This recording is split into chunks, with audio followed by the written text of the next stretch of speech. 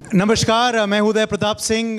Good afternoon and welcome to all of you watching us at Festival of Ideas, NewsX, India News and the Sunday Guardian, Prabha Ketan's special event happening here in Delhi. एक बेहद खास शख्स अब हमारे संग जुड़ गए हैं जो किसी भी परिचय का मोहताज नहीं है. I am talking about Nawazuddin Siddiqui. Firstly another warm round of applause for him. आज आप हमारे संग लाइव हैं, हम चर्चा करेंगे, मगर आज आपको सम्मानित भी किया जा रहा है. You are winning the NewsX विचारजीवी award for excellence in entertainment. तो पहले तो शुभकामनाएं आपको. क्या कहना चाहेंगे आप नवाज जी? मैं तो थैंक्स ही बोलना चाहूँगा. शुक्रिया बहुत बहुत, मुझे इस लायक समझा. जी, अवार्ड्स का मायने क्या है आपके लिए, मैं ये पूछना चाहूँगा, क्योंकि नेशनल फिल्म अवार्ड से लेकर फिल्म फेयर से लेके इंटरनेशनल एमी अवार्ड का नॉमिनेशन भी आपके खाते में आ चुका है अब तक. अवार्ड्स तो अगणित हैं. तो what do awards mean Nawazuddin Siddiqui के लिए? डिपेंड करता है कहाँ से मिल रहा है. जब नेशनल फिल्म अवार्ड आपको मिला था अनगिनत फिल्मों के लिए, मतलब तब तो खुशी हुई थी, वाकई दिल से खुशी हुई थी. जी, इंटरनेशनल एमी के लिए भी आप गए थे, उसमें नॉमिनेशन हुआ था मेरा. वो नॉमिनेशन होना बहुत बड़ी बात थी क्योंकि 4 एक्टर नॉमिनेट हुए थे एमी में, उसमें से एक मैं भी था, तो बहुत ही बड़ी खुशी की बात थी वो. तो जी, आज आपको विचारजीवी अवार्ड मिल रहा है, तो मैं आपसे ये ज़रूर पूछूंगा कि बचपन में या अभी किन के विचार से आप या किन किन के विचार से आप प्रभावित हुए हैं कभी? मैं विचारों से तो बहुत ज़्यादा प्रभावित हुआ. शुरू में जैसे स्वामी विवेकानंद से हुआ, फिर बाद में बहुत सारे जॉन पॉल सार्त्रे और नीत्शे और ओशो भी थे उनमें. तो बहुत सारे लोगों के, सोक्रेटिस भी थे, प्लूटो भी थे, बहुत लोग थे जिनके विचारों से बहुत प्रभावित हुआ. आप खुद एक सितारे हैं जो आसमान में चमकते हैं, मगर कल शाम को भारत ने भी इतिहास रचा. हम चांद तक पहुंच गए. चंद्रयान 3 की खबर आपने सुनी होगी, आपने ट्वीट भी किया है. क्या कहना चाहेंगे उस मोमेंट के बारे में? और मुझे तो खुद ऐसा फील हो रहा है जैसे मैं ही चांद पे है. इससे प्राउड की मोमेंट क्या हो सकती है कि हमारे देश के लिए, हम लोगों के लिए. आई थिंक मुझे तो खुशी की बात है कि हम ऐसे ही प्रोग्रेस जो है हर फील्ड में दिखाएं, सिनेमा में भी दिखाएं और मीडिया में भी दिखाएं इतनी प्रोग्रेस और इतनी ऑनेस्टी. जी, आपके सफ़र के शुरुआत के बारे में अभी हम बात करेंगे, मगर मैं आपसे ये भी पूछूंगा कि सफ़र की शुरुआत के बारे में चर्चा करेंगे. जिन साधारण सी शुरुआत की है नवाजुद्दीन सिद्दीकी की, उसके बारे में जानेंगे, क्योंकि वो प्रेरणा स्रोत हैं लोगों के लिए. मगर अब भी सक्सेस, कामयाबी तक आप पहुंच गए हैं, मगर आपका व्यवहार वही है, आप बदले नहीं. जब मुझे बिना बदले चीज़ें मिल रही हैं तो क्यों बदलूं मैं? मुझे समझ में नहीं आता कि बदलने की ज़रूरत क्या है, क्योंकि इसी चीज़ की वजह से काम मिला था मुझे. जो आपकी इंस्टिंक्ट है उसी वजह से काम मिलता है. आपको लाइक करते हैं लोग, अगर वही बदल दें आप तो वो तो बहुत ही बेमानी हो जाएगी बात. जी, इस वजह से अभी भी किसानी आपको उतनी पसंद है? अब मुझे सारी वो चीज़ें पसंद है जो पहले थी. आज भी वही पसंद है. हाँ, जो परिवर्तन होते रहते हैं बीच बीच में, मतलब पसंद कुछ बदलती रहती है, वो थोड़ा बहुत चलता रहता है. वो सबके साथ होता है आई थिंक वो तो. जी, क्योंकि काफ़ी लोग चौंक गए थे जब आपके वो दृश्य हमने देखे थे लॉकडाउन के वक्त के. शायद आप करते रहते होंगे, मगर पहली बार लोगों ने वो दृश्य देखे. हाँ, चूँकि लॉकडाउन में टाइम था सबके पास, सब अपने अपने गांव चले गए थे, मैं भी अपने गांव चला गया था. अब बचा कुछ नहीं था, क्या करें. चलो, वहाँ लोग भी नहीं होंगे खेतों में, जिससे डर लगे कि भाई कोरोना कोविड ये हो जाएगा. तो काफ़ी सन्नाटा था उधर, तो वहाँ जाके बड़ा अच्छा लगता था. तो काम भी करना शुरू कर दिया था मैंने वहाँ पे. और घर भी उसी तरह का बनाया आपने मुंबई में जैसे शायद उत्तर प्रदेश में? घर वर्ग मुझे ज़्यादा, सच बताऊँ, मुझे इतना ज़्यादा शौक नहीं है घर का, बट ठीक है, बन गया. अब उसमें चर्चा वर्चा तो मैं क्या करूँ उस पर. सही बात है. अब मैं शुरुआत पे चर्चा करना चाहूँगा नवाजुद्दीन सिद्दीकी जी, क्योंकि आपके आइडिया में, आज फेस्टिवल ऑफ आइडियाज़ है, आपके जहन में वो आइडिया आया होगा कि आपको एक्टर बनना है. वो कब आया, किन परिस्थितियों में आया, ज़रा बताइए. आई थिंक मैंने ग्रेजुएशन कर लिया था और उसके बाद, ग्रेजुएशन के बाद मैं सोच रहा था कि क्या करूं, कुछ समझ में नहीं आ रहा था मेरी. तो मैं 1 साल तक बिल्कुल खाली ऐसे ही घूमता फिरता रहा यहाँ वहाँ. तो किसी ने मुझे थिएटर दिखाया और वो देख के मुझे एहसास हुआ कि ये एक जगह ऐसी है जहाँ पे किसी की ना तो रिकमेंडेशन चल सकती ना झूठ चल सकता. तो जो स्टेज पे अगर आप हैं तो जैसा करेंगे वैसा इमीडिएटली रिस्पॉन्स मिलेगा आपको. और उससे ऑनेस्ट काम मुझे कोई दिखाई नहीं दे रहा था कि ये बहुत ही ऑनेस्टी वाला काम है, इसमें आजमाया जाए हाथ। तो मैंने थिएटर वेटर करना शुरू कर दिया। बड़ौदा से मेरी शुरुआत हुई गुजराती नाटकों से, और उसके बाद फिर मुझे वहाँ सजेस्ट किया कुछ लोगों ने कि आप दिल्ली चले जाएं। तो फिर मैं दिल्ली भी रहा, एक साल तक मैंने थिएटर किया। फिर मैं लखनऊ में मैंने 2 साल थिएटर किया BNA, और फिर वापस मैं NSD में मैंने एडमिशन ले लिया। और वहाँ आके मुझे थोड़ा थिएटर वेटर के बारे में और प्लेज और परफॉर्मेंस, एक्टिंग, इन सब चीज़ों के बारे में मुझे एक्चुअली जानकारी हुई। तो फिर उसके बाद मैं मुंबई चला गया था। जी, मगर मुंबई तो गए, मगर काम जो है वो आहिस्ते आहिस्ते मिला। काम जो है उस तरह का शायद मिला नहीं जिस तरह से आपको उम्मीद थी। तो क्या कुछ कहेंगे उन सालों के बारे में? हाँ, प्रोजेक्ट्स तो बहुत बड़े थे, सरफरोश की मैं बात करूं, जंगल की मैं बात करूं, मगर पार्ट्स छोटे थे, मगर आपके जहन में छोटा बड़ा नहीं था कुछ? आप करना चाह रहे थे वो, और ज़्यादा करना चाह रहे थे? मैं सच बताऊं, मैं ये सोच के गया ही नहीं था कि मुझे कोई स्टार बनना है, क्योंकि एक्टिंग का शौक था। एक्टिंग का काम मिल जाए बस, चाहे वो थिएटर में हो, चाहे प्लेज में हो, चाहे स्ट्रीट प्ले हो या टीवी हो। ये सोच के नहीं गया था कि भाई मुझे स्टार बनना है, फिल्मों में काम करना है, ये सोच के मैं नहीं गया था। सर्वाइवल था, सर्वाइव करना था। एक्टिंग पेशा था मेरा, उस पेशे से सर्वाइव करना था। तो धीरे धीरे एक एक रोल से, एक एक डायलॉग से, एक एक सीन से 2 हुए, 2 से फिर 3 हुए।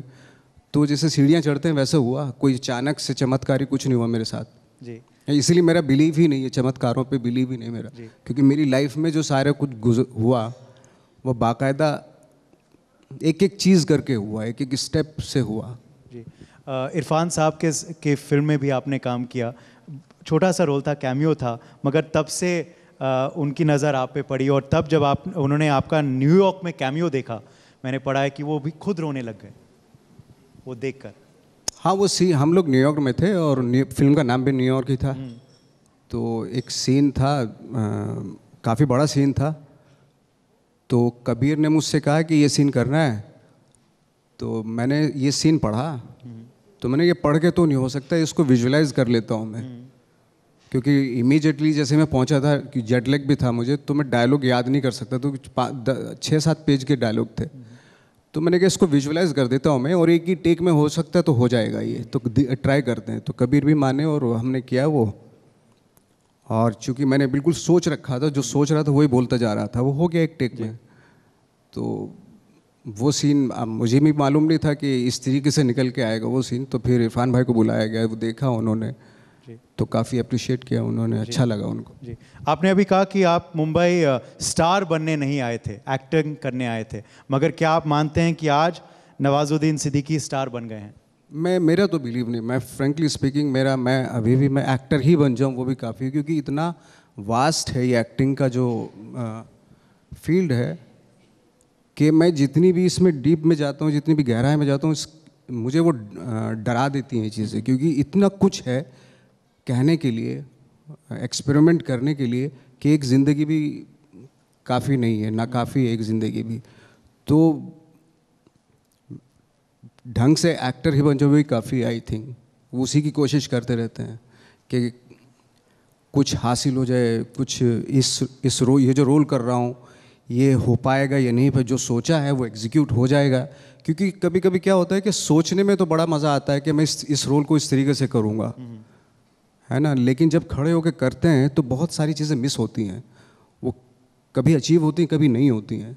बहुत सारे लोगों को शायद पता नहीं चल पाता हो, देखने वालों को पता नहीं चल पाता कि क्या कुछ मिस हो रहा है, बट कुछ हो जाता है, क्योंकि वो हमें मालूम होता है, एक्टर्स को मालूम होता है कि जो सोचा था वो उसका थोड़ा सा कुछ रह गया।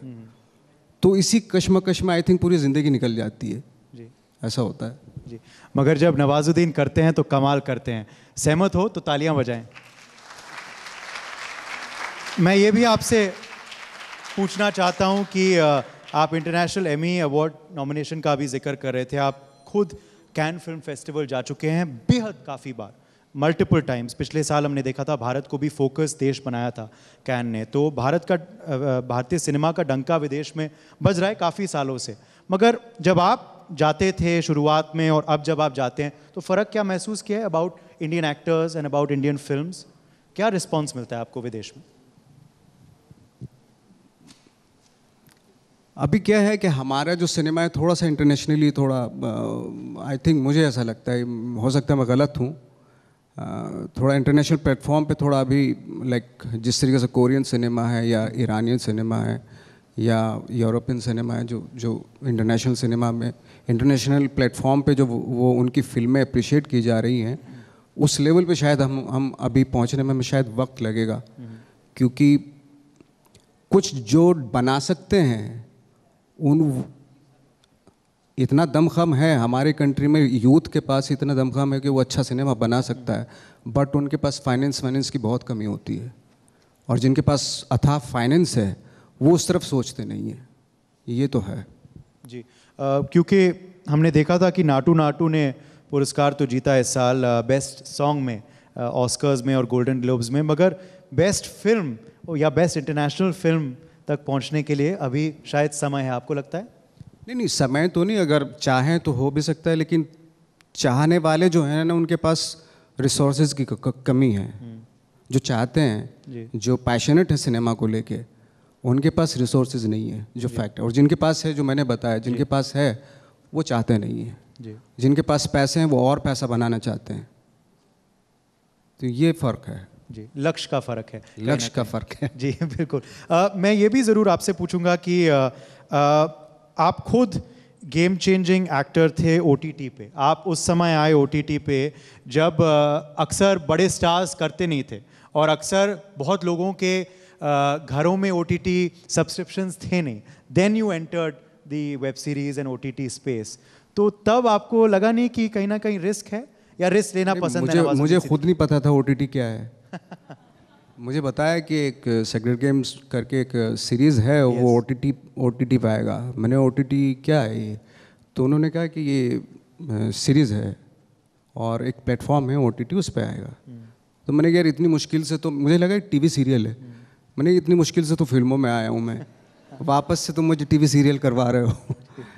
तो मैं माना नहीं, और मुझे आई थिंक काफ़ी कन्विंस किया। फिर लास्ट में अनुराग कश्यप आए, उन्होंने बोला कि ये जो है ना 190 कंट्री में दिखाया जाएगा। तो मैंने कैसे, तो उन्होंने दिखाया है मुझे कि उस वक्त पे एक आध कोई सीरीज़ चल रही होगी इंटरनेशनल सीरीज़, उसके मैप, वर्ल्ड के मैप पे आ रहा था वो, कि कहाँ कहाँ पे ये इस वक्त पे दिखाई जा रही है। तो मुझे वहाँ पे लाइट वाइट जल रही थी, तो मुझे दिखाया कि इन कंट्री में ये सीरीज़ चल रही है। तो मैंने कहा ये तो 190 कंट्री में मतलब सीरीज़ चलेगी अगर मैं करूँगा, तो मतलब अगर ये, तो तब मैंने बोला कि हाँ मैं करता हूँ। तो थोड़ा एक वो भी था कि लालच भी था कि 190 कंट्री में आपका काम देखेंगे लोग, तो किया। फिर मैंने, मुझे भी आइडिया नहीं था कि नेटफ्लिक्स क्या है, ओटीटी क्या है। फिर जब आपने रिस्पांस देखा और ख़ास करके आपके किरदार के लिए, तो जहन में क्या चला? सही टाइम मैं सच बताऊं, मैंने अभी तक मैंने अपनी सीरीज़ पूरी नहीं देखी है। सेक्रेड गेम्स के एक दो क्लिप्स देखे जो यूट्यूब पे पड़े हुए हैं। हाँ। मैंने पूरा सीरीज़ देखा ही नहीं है। क्या बात कर? हाँ, क्योंकि मैंने इतना सुन लिया था कि बहुत अच्छा है सीरीज़, अप्रिसिएशन, तो मैंने सोचा ठीक है, थोड़ा बहुत तो चलो ठीक ठाक काम कर ही दिया हुआ। हाँ। इसलिए अप्रिशिएट कर रहे हैं लोग। हाँ। तो अब देखने की ज़रूरत नहीं है। हाँ, क्रिटिसाइज़ करते तो ज़रूर देखता जी कि क्या कुछ नहीं कि क्या गलत किया जी। वही है कि यही नवाजुद्दीन सिद्दीकी इसके डायलॉग्स में बात है कि कभी कभार ऑडियंस को याद रह जाती है और इन्हें खुद कहना पड़ता है कि अरे हाँ वो डायलॉग भी था ज़बरदस्त वाला, बट ऑडियंस को अब तक याद है, जैसे अभी हम अनुभव कर रहे थे। मगर मैं आपसे एक और सवाल अब पूछूंगा, क्योंकि तब की ओटीटी के बारे में बात कर लिया, शुरुआत जो आपने की सीक्रेट गेम। अब जो ओटीटी है, हम देख रहे हैं कि अब आप ज़्यादा काम कर नहीं रहे ओटीटी में। तब आपने हिट दिया सीक्रेट गेम्स में, मैंने सिर्फ एक ही किया है ओटीटी। वही अब जब सब आ गए हैं, सब कूद पड़े हैं इस बैंड वैगन में, अब आप आ नहीं रहे हैं इस बस पे। उसके बाद आई थिंक मुझे ऐसा कुछ लगा भी नहीं, कुछ आए काम ओटीटी के आए, तो मुझे लगा कि यार अभी वो प्रोजेक्ट बन रहे हैं। फ्रेंकली स्पीकिंग मुझे लगा कि वो पैशन जो था वो शायद कहीं गायब है, वो प्रोजेक्ट बना रहे हैं, तो ऐसा मुझे फील हुआ। तो मैंने रहने देते हैं अभी फ़िलहाल, कुछ दिन के लिए रहने देते हैं। कोई पैशनेट डायरेक्टर आएगा स्टोरी लेके, तो उसके साथ करेंगे काम। आपको लगता है फिर कि जिस उद्देश्य से ओटीटी आया था, to be different from films, उस बात से कहीं ना कहीं हिल गया है? नहीं नहीं, कुछ अच्छी सीरीज़ भी आ रही हैं, हर साल कोई ना कोई अच्छी सीरीज़ आती भी हैं, ऐसी बात नहीं है।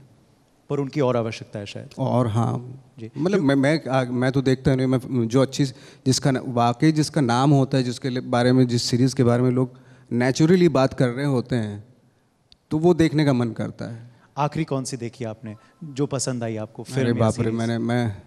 मैंने पंचायत देखी थी और मुझे बहुत अच्छी लगी थी वो। जी, बहुत बढ़िया काम भी था। चर्चा भी चल रही थी पिछले 1-2 साल में थिएटर के बारे में कि बॉक्स ऑफिस पे क्या हो गया है, फिल्में चल नहीं रही हैं, लोग आ नहीं रहे हैं देखने के लिए। इसकी वजह क्या आप मानते हैं? ये तो जो उसके एक्सपर्ट हैं उनसे बात करूँ, मैं तो एक्टर हूँ यार। जी। मैं इसके बारे में बिल्कुल भी नहीं बता सकता। अगर मुझे मालूम हो तो मैं खुद की फिल्में प्रोड्यूस करने लगता। सच बता रहा हूँ, मुझे बिल्कुल आइडिया नहीं है कि फिल्में कौन सी चलती, क्यों देखते हैं लोग, अचानक से थिएटर में भर भर के आने लगते हैं। मैं और जिस फिल्म पे उम्मीद की जाए तो कोई नहीं आता, तो कोई ना कोई तो कनेक्ट होती होंगी वो फिल्में लोगों से। तो वो मुझे वो टेस्ट बिल्कुल समझ में नहीं आ रहा कि मतलब मेरे क्या कर जिनके समझ में आते कि इस तरह की फिल्म लोग पसंद करते हैं, तो वो भी बनाने लगते। बट कांट से कि बॉक्स ऑफिस पे कौन सी फिल्में हिट होती हैं और कौन सी नहीं चलती, मुझे बिल्कुल पता नहीं। आप किन आधार पे स्क्रिप्ट एक चुनते हैं या हाँ बोलते हैं? अगर कोई आता है आपके पास तो क्या कुछ देखते हैं? मैं तो कैरेक्टर अपना देखता हूँ, मैं बहुत सेल्फिश हूँ उस मामले में। वो बहुत ही कैरेक्टर ड्रिवन होनी चाहिए, वो मैं उस तरह के कॉर्कीनेस होना चाहिए, कश्मकश होनी चाहिए, इन कॉन्फ्लिक्ट होनी चाहिए उसकी, कुछ एक इंसान होना चाहिए। ये नहीं कि उसमें सारी चीज़ें अच्छी अच्छी हैं। मुझे बहुत बोरिंग लगता है वो कैरेक्टर जिसमें सब कुछ अच्छा अच्छा होता है। होनी चाहिए कि एक इंसान की तरह होनी चाहिए, कुछ खराबियाँ भी हों उसमें, कुछ अच्छाइयाँ भी हैं। वो मुझे उस तरह के कैरेक्टर बहुत भाते हैं। और इस वजह से आप कैरेक्टर्स देखो नवाजुद्दीन सिद्दीकी के, मैं कुछ गिना देता हूं जो इनकी बात को पूरी तरह सच साबित करेगा। Manto, again a very flawed iconic character. माझी, दशरथ माझी का कैरेक्टर गहलोड़ से, कमाल की कहानी थी। मैं खुद गहलोड़ गया था आपका इंटरव्यू करने, मुझे याद है, बिहार में, गया के बाहर एक जगह है। Raman Raghav, Thackeray, all iconic characters. पर कहीं ना कहीं आपका नाता बायोपिक से क्यों लग जाता है? आई थिंक मैंने जितनी बताई उतनी की हैं बायोपिक। हाँ, उसके अलावा भी की हैं फिल्में। ये भी काफ़ी हैं, ये भी काफ़ी हैं बायोपिक्स। इतनी बायोपिक्स तो बहुत कम एक्टर्स करते हैं। तो यू एंजॉय रियल लाइफ की कहानी? मैंने कुछ बायोपिक तो बहुत एंजॉय की, जैसे इवन ठाकरे भी मैंने बहुत एंजॉय, क्योंकि वो बहुत डिफिकल्ट कैरेक्टर था। क्योंकि उस तरह की पर्सनैलिटी का जो रोल करते हैं वो ऐसा ना हो कि मिमिक्री हो जाए उसकी, तो बहुत ही एज पे चलना पड़ता है जी। कि मैं नवाज भी दिखना चाहिए और ठाकरे भी दिखना चाहिए। ये नहीं कि मैं अगर बिल्कुल ही ठाकरे बन जाऊंगा तो इसका मतलब मैं मिमिक्री कर रहा हूँ उनकी। तो कहीं ना कहीं मैं भी रहना चाहिए उसमें, वो बहुत ज़रूरी होता है। और बहुत कितना रेशो रहना चाहिए वो भी बहुत ही मैंने बहुत ही साइंटिफिकली उसको तैयार किया था उस कैरेक्टर को। क्योंकि वो पतले दुबले से थे, तो उनकी वॉक किस तरीके से होगी, कहाँ पे वो वेट शिफ्ट करेंगे, उनका जो आवाज़ जहाँ से उनका सुर निकलता है, जहाँ से बोलते हैं, उसका हारमोनियम पे प्रैक्टिस की। तो काफ़ी तैयारी की थी एक्चुअली मैंने। मंटो के लिए मैंने इतनी तैयारी नहीं थी, क्योंकि मंटो का फ़ोटो है, उनको वीडियो नहीं है उनका कोई भी। तो वहाँ पे मुझे थोड़ी सहूलियत मिल गई। लेकिन जिन लोगों को आप देखते हैं, जिनके वीडियोज़ हैं या वो अभी भी ज़िंदा हैं, उनको पोर्ट्रेट करना उनको थोड़ा डिफ़िकल्ट होता है, क्योंकि लोग कंपेयर भी करते हैं कि यार ये तो बहुत ही अलग है, या तो बिल्कुल ये तो कॉपी कर रहा है उनकी। तो वो थोड़ा सा एजी होता है वो। बिल्कुल नहीं, ठाकरे में जो काम किया आपने ज़बरदस्त था वाकई में। अब एक और इंटरेस्टिंग आपका फर्स्ट लुक आया है, ट्रेलर आया है जो चर्चाओं में आ गया है। मैं देख रहा हूँ हड्डी, वहाँ आपने एक अगेन बहुत ही अलग रोल है, उसके बारे में ज़रा बताएं। वो आपकी वर्सिलिटी तो ज़रूर दिखाता है, मगर बिल्कुल ही अलग लुक है नवाजुद्दीन जी। हाँ, क्योंकि मैंने आई थिंक ट्रांसजेंडर का कैरेक्टर प्ले कर रहा हूँ, लेकिन मैंने कभी भी ये दिमाग में नहीं रखा कि मैं ट्रांसजेंडर को प्ले कर रहा हूँ। मैंने हमेशा ये सोचा कि मैं फीमेल का कैरेक्टर प्ले कर रहा हूँ, क्योंकि हर ट्रांसजेंडर की ख्वाहिश होती है, वो कंप्लीट फीमेल होना चाहती है। क्योंकि जब मेरी बातें होती थी, क्योंकि फिल्म शुरू होने से पहले मैं काफ़ी उन लोगों की कम्युनिटी के साथ रहा, तो उनकी एक ही ख्वाहिश होती है, एक विश होती है कि हम औरत बन जाएं। हम एक विश होती है उनकी, एक ख्वाहिश होती है उनकी, चाह होती है उनकी वो। तो मेरे लिए एक बहुत अच्छा वो था, सबक था कि मैं ये प्ले ना करके एक फ़ीमेल प्ले करूँगा। तो उसी तरीके से, उसी नज़रिए से मैं दुनिया को देखनी शुरू किया मैंने फ़ीमेल के नज़रिए से। तो जितना हो सकता था बिना किसी बनावट के, जितना रियल हो सकता है, ओढ़ी भी नहीं लगनी चाहिए, इम्पोज नहीं होनी चाहिए कोई चीज़ की, तो उस तरीके से तैयारी की। तो मेरे लिए बहुत डिफ़िकल्ट था, क्योंकि आई थिंक 2.5-3 घंटा मेरा मेकअप होता था, वो पार्ट करना पड़ता, और उसी दिन फिर दूसरा कैरेक्टर होता था, फिर वो उतार के फिर दूसरा, फिर अगेन फिर वो। तो इस तरीके से आई थिंक 9 घंटे तो 9 आवर्स तो मेरे सिर्फ मेकअप में, उतारने में और चढ़ाने में निकल जाते थे जी। तो ये था।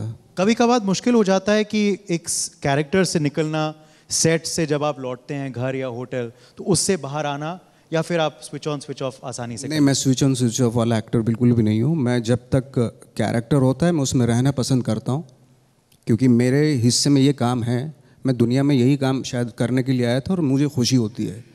मैं बाकी चीज़ों की केयर नहीं करता हूँ, और मुझे लगता है कि एक अपॉर्चुनिटी मिलती है उस वक्त पे जब आप कोई किरदार करते हैं, वो मैं मिस नहीं करना चाहता हूँ। मैं उसमें रहना मुझे पसंद है। मैं ये नहीं कि मैंने स्विच ऑफ करके फिर पूरी दुनियादारी में आ गया। मैं नहीं चाहता हूँ दुनियादारी में आऊँ। मुझे अच्छा लगता है, बहुत मज़ा आता है मुझे उस दौरान जब मैं कैरेक्टर में होता हूँ। उन 2 महीने में या 3 महीने में मतलब मैं अपने आप में रहना चाहता हूँ, उस कैरेक्टर में रहना चाहता हूँ जी। और इस वजह से आप उन एक्टर्स में से नहीं हो जो हर हफ्ते किसी पार्टी में नज़र आते हैं, हर हफ्ते किसी फंक्शन में नज़र आते हैं। You never done that, have you? ना मुझे बुलाते ना मैं जाता। सही बात है। अब अगर आप अपने करियर पे लुक बैक करें, आज हम आपको आपके एक्सीलेंस इन एंटरटेनमेंट के लिए ऑनर भी कर रहे हैं, और उम्मीद करते हैं ये एक्सीलेंस कंटिन्यू होगा आगे भी। तो किन 2 या 3 प्रोजेक्ट्स आपको लगता है आपके लिए सबसे खास या सबसे गेम चेंजिंग थे आपके करियर के लिए? आई थिंक एक तो गैंग्स ऑफ वासेपुर रहा है, और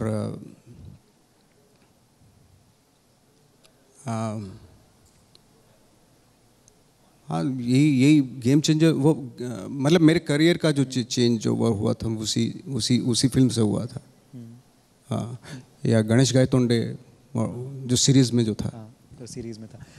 गैंग्स ऑफ वासेपुर जब आपके पास आई तो उसके बारे में ज़रा हम जानना चाहेंगे, क्योंकि जैसे आपने कहा अभी भी आपके लिए गेम चेंजर है, अभी भी आपके लिए आइकॉनिक है। तो वासेपुर जब ऑफ़र हुई, सो डिड यू अगेन, क्या आपने सेंस किया कि हो सकता है या अगेन कन्विंस करना पड़ा जैसे सीक्रेट गेम्स के लिए किया? नहीं, मुझे अनुराग ने बहुत पहले बताया था कि मैं तुझे कुछ तो दूंगा लाइफ में, ऐसा कुछ कैरेक्टर तो तेरे से करवाऊंगा मैं कुछ। मैंने ठीक है, भूल भाल गए। अचानक से एक दिन फ़ोन आता, मैं अपने गांव में ही था, यहीं पास में ही मेरा गांव है बुढ़ाना, वहाँ पे था मैं। तो फ़ोन आया अनुराग का कि जैसा तू चाहता था कैरेक्टर वैसा है, पढ़ ले इसको। तो मैंने कहा मैं कैसा चाहता था, मैंने तो बताया नहीं कभी किसी को। बट एनीवे वो आई थिंक वो 3-4 पेजेस थे, बहुत ज़्यादा लिखा हुआ नहीं था स्क्रिप्ट में, 5 पेज की तो स्क्रिप्ट थी। तो मैंने जो जितना भी लिखा हुआ, लेकिन एक एटीट्यूड तो है उसमें, उस कैरेक्टर में। तो ये मुझे सोच के बड़ी खुशी हुई। और जैसे मैंने पढ़ा तो मेरा दिमाग बिल्कुल सीधा स्कारफेस के अल्पाचुने पे चला गया, और मैं बिल्कुल वहीं गांव में ही ऐसे करके ये सब बैठने लगा। तो वैसे ही उसी एटीट्यूड में मैं आया मुंबई, और फिल्म की शूटिंग स्टार्ट की हमने बनारस में। वहीं से बनारस चले गए हम लोग, और शूटिंग स्टार्ट हुआ। पहला दिन जो था मेरा पूरा full of Al Pacino, Scarface का। तो मुझे अनुराग ने रात में बुलाया, बोले क्या कर रहा था तू? मैंने क्या, तू अल पचिनो प्ले कर रहा है क्या? मैंने हाँ, थोड़ा सा वैसा ही क्योंकि मैं उसी जोन में था। मैंने हटा दे इसको, बिल्कुल खुद का ला, ओरिजिनल। अब जैसे ही ये बोल के गया वो, तो मैं पूरी रात सो नहीं पाया।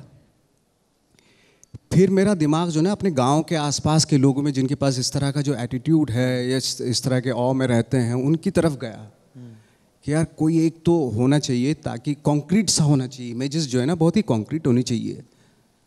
तो बहुत सारे लोगों को ट्राई आउट किया। तो एक जगह पे जाके मैं रुका, मेरे एक गांव में एक शख्स थे ऐसे, तो उन पे जाके रुका मेरा पूरी इमेजिनेशन। तो उनको मैंने ओढ़ना शुरू किया, मतलब उन किस तरीके से वो चलते थे, बात कैसे, थॉट क्या होते थे, एटीट्यूड क्या था उनका, इस तरह की सारी चीज़ें उनको मेमोराइज़ की, उनकी रिकॉल किया उन सारी चीज़ों को मैंने। और ये करने के बाद फिर मैं भूल गया। अब मैं जो नवाज़ है वो उसी तरीके से प्ले करूँगा, और मैं कोई डॉन नहीं हूँ, मैं कोई सुपर पावर नहीं हूँ, एक नॉर्मल आदमी है, उस तरीके से प्ले करना है। क्योंकि अनुराग का ये था कि अगर मैं यहाँ खड़ा हूँ, अगर तू यहाँ खड़ा है, तू 5 फुट 6 इंच का आदमी है, और मैं तेरे पीछे पीछे 10 लोग खड़ा कर दूँ, वैसे ही पावरफुल हो जाएगा तू। तो तुझे पावर प्ले करने की ज़रूरत नहीं है। तो पूरी पिक्चर में, पूरी फिल्म में मैंने कोई पावर प्ले करने की कोशिश ही नहीं की, जैसा नॉर्मल हूँ वैसे ही है। बट उसका जो, उसके बारे में जो बताया जा रहा है, फैज़ल खान ये है और फैज़ल खान वो है, तो वो क्रिएट कर देते हैं फिर, जैसे अक्सर जैसे गब्बर सिंह को क्रिएट किया जाता है, तो एक वो उस तरीके से। और the rest is history, as they say. Gangs of Wasseypur part 1, part 2, one of the biggest hits in the country today and has made Nawazuddin Siddiqui what he is today. आखिरी सवाल आपसे, जो दर्शक आपको इस वक्त देख रहे हैं हमारे ITV नेटवर्क के चैनल पे, जो आज इस कमरे में आए हैं आपके लिए खास एक झलक पाने के लिए, क्या कहेंगे उनको? अगर वो आपकी तरह बनना चाहते हैं भविष्य में, नवाजुद्दीन सिद्दीकी बनना चाहते हैं इंडस्ट्री के लिए, तो what will be that one piece of advice? भविष्य में नवाजुद्दीन, मैं तो हूँ ही। अपना खुद का ओरिजिनल देखें, क्योंकि उसमें बहुत खूबियाँ हैं, हर चीज़ उसी में छुपी हुई है, आपकी ओरिजिनलिटी में ही है। तो उसी को टैप करें, उसी को खोजें आप, क्योंकि हम भी ओरिजिनली देखना चाहते हैं, आप जो हो वही देखना चाहते हैं। जैसे आपको कहा गया अल पचिनो मत बनो, वैसे आप कहेंगे नवाजुद्दीन मत बनो। Thank you so much Nawazuddin Siddiqui once again for joining us today. Could we hear it for Nawazuddin Siddiqui? इतने सालों से मैं इनका इंटरव्यू कर रहा हूं और वो बिल्कुल नहीं बदले, और उम्मीद करते हैं कि ऐसे ही वो आगे चलते जाएं कामयाबी की राह पे। One of the best actors we have in India today. Thank you for joining us. Thank you, Mr. Nawazuddin Siddiqui. I'll also request you to stay on stage right now, because we are presenting to you the NewsX Vichar GV Award. Congratulations to you. Huge round of applause for Mr. Nawazuddin Siddiqui for getting this award. I would quickly, okay, it's Vichar GV Award for Excellence in Entertainment.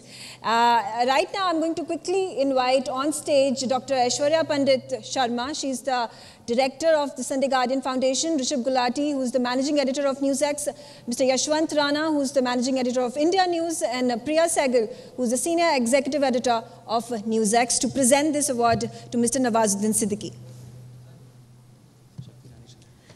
We also request Ambala Mayor Shakti Rani Sharma, who's also with us, to please come on stage to do the honors. Let's keep the applause going, ladies and gentlemen.